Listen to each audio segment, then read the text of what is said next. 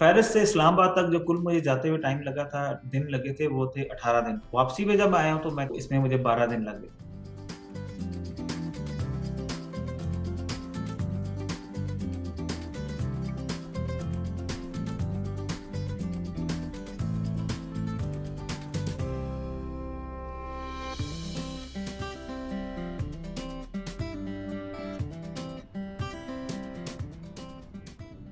एक ही महीने के दौरान मैंने गाड़ी खरीदी।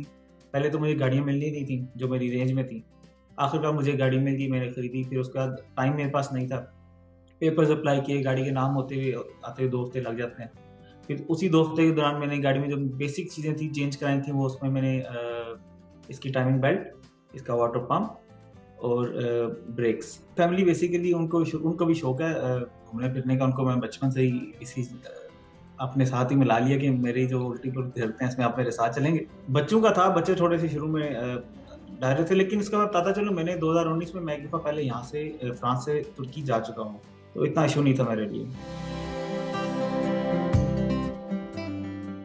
मेरा जो ट्रैवलिंग टाइम था, मैं ज़्यादातर सफ़र दिन के टाइम करता था, सुबह 7 से लेके तो शाम 5 तो नहीं, 6 साढ़े 6 7 बजे तक। उसके बाद मैं सफ़र नहीं करता था। और जो मैंने गाड़ी चलाई थी टोटल फ्रांस से निकलने के बाद पाकिस्तान जाके फिर पाकिस्तान से वापस मैंने तकरीबन 22,000 किलोमीटर गाड़ी चलाई। अगर आप जहाज़ के सफ़र को और गाड़ी के सफ़र को कंपेयर करें पाकिस्तान के लिए, ऑलमोस्ट 3 टाइम्स आपका खर्चा ज़्यादा है। रफली मैंने तकरीबन 1400 से 1500 लीटर डीजल डलवाया, लेकिन आपका मिनिमम ये है कि फ्यूल का खर्चा 7 साढ़े 7 लाख रुपए आपका लगता है। बीच में शेंजन कंट्रीज आते हैं, इसका तुर्की आता है, शेंजन आते हैं, फिर यूरोपियन कंट्रीज आते हैं, तुर्की और ईरान और फिर पाकिस्तान। तो इसमें मुझे जो वीज़ा लेना पड़ा था वो ईरान का वीज़ा लेना पड़ा था, क्योंकि बाकी मुझे वीज़ाज़ की ज़रूरत नहीं थी, क्योंकि मैं यहाँ फ्रांस में रह रहा हूँ। तो अगर कोई और भी आना चाहता है तो उसको भी तुर्की का और ईरान का वीज़ा लेना पड़ेगा, और अगर उसके पास किसी भी शेंजन स्टेट का वीज़ा है तो ईज़िली आ सकते हैं वहाँ से। ऐसा सफ़र पाकिस्तानी पासपोर्ट में भी बिल्कुल मुमकिन है। उसमें बेसिकली अगर आपका शेंजन का किसी भी मुल्क का लगा हुआ है वीज़ा, तो उसका फिर आपको ईरान और तुर्की का वीज़ा चाहिए, उसके बाद और कोई वीज़ा नहीं चाहिए।